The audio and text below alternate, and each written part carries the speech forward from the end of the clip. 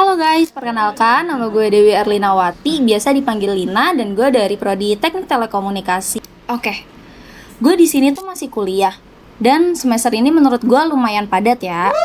Dan gue perhatiin satu hal yang cukup sering gue lihat di sekitaran gue tuh ada teman-teman gue yang nilainya bagus banget, tapi ditanya kalian tuh udah punya pengalaman apa sih? Terus kalian tahu jawabannya? Ya, kosong. Mereka nggak punya pengalaman apa-apa. Terus gue tuh sempat mikir ya, kalau kita lulus nanti kira-kira nilai doang cukup gak sih? Nah, hari ini gue mau ngobrolin akan hal itu karena gue ngerasa ini tuh penting banget buat kita bahas sekarang selagi masih di kampus. Nah, kalian pasti tahu kan bahasa-bahasa mahasiswa seperti kupu-kupu. Yap, bener banget. Kupu-kupu tuh kuliah pulang, kuliah pulang. Dan gue di sini tuh nggak mau ngasal judge ya, karena emang ada beberapa kondisi yang mengharuskan mereka tuh ngelakuin hal itu. Contohnya, kerja sambil kuliah, atau ada urusan keluarga, dan itu tuh valid banget. Tapi yang gue maksud di sini tuh mahasiswa-mahasiswa yang jelas-jelas punya pilihan, tapi secara sadar mereka tuh memilih untuk lebih mentingin nilai bagus daripada yang lainnya. Menurut gue ya, itu tuh kita ada dua tipe. Yang pertama, rajin belajar, tapi nggak mau buang waktu buat hal di luar kelas.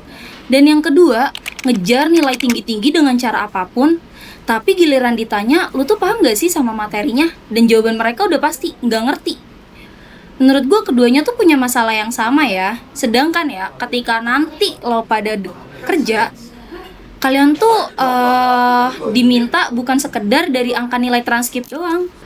Nah, ini juga yang beneran gue rasain dan banyak teman-teman gue juga rasain. Pertama, skill komunikasi dan public speaking. Menurut kalian emang presentasi di kelas doang itu cukup? Menurut gue sih nggak cukup ya, karena pada nyatanya presentasi di kelas itu beda banget sama pitching ke klien atau ngomong di depan atasan. Kalau satu-satunya latihan lo itu cuman di kelas, itu tuh terlalu sedikit. Dan yang kedua, yaitu networking. Koneksi itu bisa dibangun pelan-pelan. Dari UKM, kepanitiaan, komunitas, seminar. Dan lo nggak bisa tiba-tiba punya koneksi setelah wisuda kalau lo nggak ngelakuin yang tadi gue sebutin. Dan yang ketiga yaitu pengalaman nyata. Menurut gue ini penting banget ya, kayak magang, proyek, volunteer. Ini yang bikin CV lo tuh hidup. Pada nyatanya ya, rekruter tuh lebih tertarik sama pengalaman dibanding nilai GPA lo itu yang tinggi sampai 4,0. Yang keempat yaitu problem solving dan adaptasi. Contohnya seperti organisasi, kepanitiaan, bahkan gagal dalam sebuah proyek, itu semua tuh ngajarin lo hal yang gak ada di buku teks. Dan yang terakhir, yaitu kelima, mental yang tangguh. Menurut gue ini penting banget, karena pada nyatanya tekanan kerja tuh beda banget sama tekanan waktu lo ujian. Kalau lo gak pernah ngelatih diri lo menghadapi konflik tim, tenggat ganda, atau kritik, lo gak bakal bisa masuk ke dunia kerja dan mental lo gak bakal kuat. Ini tuh bukan sekedar teori loh ya, karena nyatanya gue sering ngobrol sama beberapa senior yang udah lulus, dan ini yang mereka bilang ke gue. Yang nyesel itu bukan karena nilai lo tuh jelek, justru yang bikin lo nyesel itu karena ngerasa gak siap waktu masuk dunia kerja, padahal jelas-jelas IPK lo tuh gede. Karena ya, banyak perusahaan sekarang tuh lebih ngeliat dari portofolio, pengalaman, dan soft skill, terutama buat fresh graduate. IPK tinggi tuh bisa bantu lo masuk pintu pertama ibaratnya nih ya. Tapi yang bikin lo dapet kerja dan bertahan itu hal lain. Hal lainnya apa? Yaitu yang tadi gue sebutin dari poin 1 sampai poin kelima. Dan hal lain itu dibangunnya sekarang, selagi masih di kampus. Kapan lagi lo mau ngebangun hal itu kalau lo ngundur-ngundur waktu? Jadi harus gimana? Nah, gua nggak bilang kalau IPK tinggi itu nggak penting. Salah. IPK tinggi tuh tetap penting loh, terutama kalau lo tuh mau lanjut S2 atau lo mau masuk BUMN tertentu yang mengharuskan untuk IPK lo tuh tinggi. Tapi yang gue bilang di sini itu jangan jadiin nilai sebagai satu-satunya parameter sukses lo di kampus. Udah, itu aja.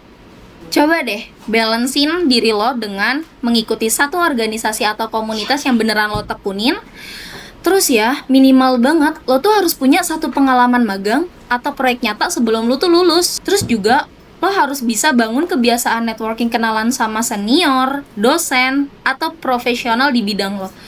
Emang menurut lo ngebangun networking tuh dengan cara lo harus ke perusahaan kenal dengan direktur?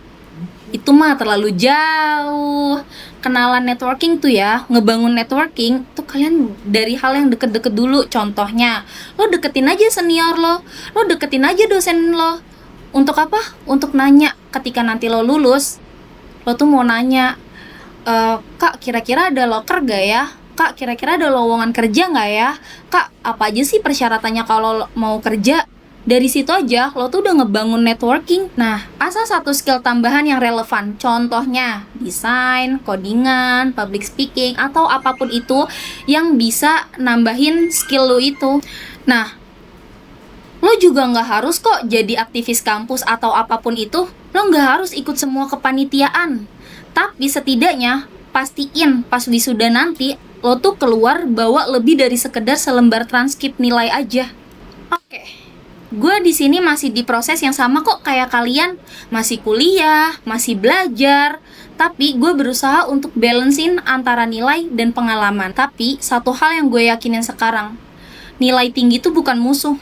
Tapi kalau itu satu-satunya yang lo kejar selama kuliah, lo mungkin bakal nyesel. Jadi, mulai dari sekarang, coba deh tanya ke diri lo sendiri, tanya ke diri kita sendiri.